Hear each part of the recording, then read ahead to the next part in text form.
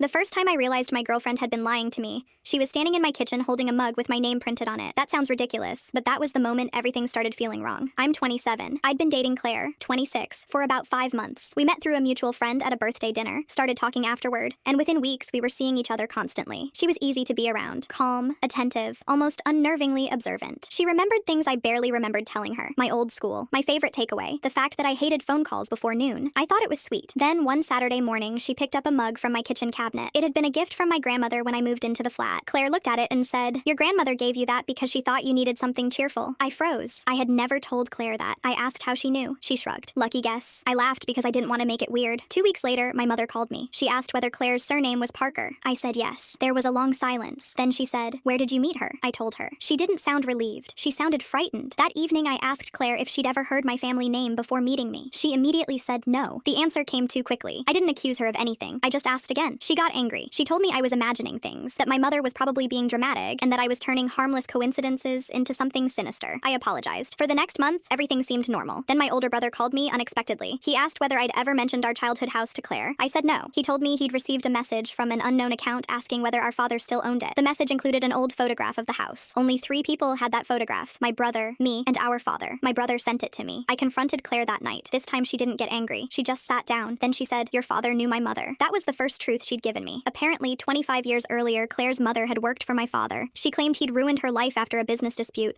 but my father had always told us the opposite, that she had stolen money and disappeared before anyone could confront her. Claire had grown up hearing one version. I had grown up hearing another. Then she told me something worse. She hadn't met me by accident. She'd recognized my surname when our mutual friend introduced us. She had looked me up afterward. She'd found old photographs. She knew what I looked like before our first date. I asked why. She said she wanted answers. She claimed she intended to ask me about my father and walk away. Instead, she fell for me. I couldn't decide which part hurt more, the deception or the fact that some of our happiest memories had begun with an investigation. We broke up. 3 weeks later, my father admitted he'd known Claire's mother had a daughter. He also admitted he'd known Claire had been asking questions about our family, but he swore he never knew she'd started dating me. I wanted to believe him. Then Claire mailed me a box. Inside were copies of letters her mother had written decades ago. The final letter was addressed to my father. It contained one sentence that changed everything. "You weren't the only person who knew what happened that night." I called my father. He didn't answer. For the first time in my life, I understood why. He was afraid, not of Claire, of me finding out that the story I'd grown up with was incomplete. I still don't know exactly what happened between our families all those years ago, but I finally understand something I wish I'd realized sooner. Sometimes the biggest lie isn't the thing someone tells you. It's the part of the truth they carefully make sure you never think to ask about.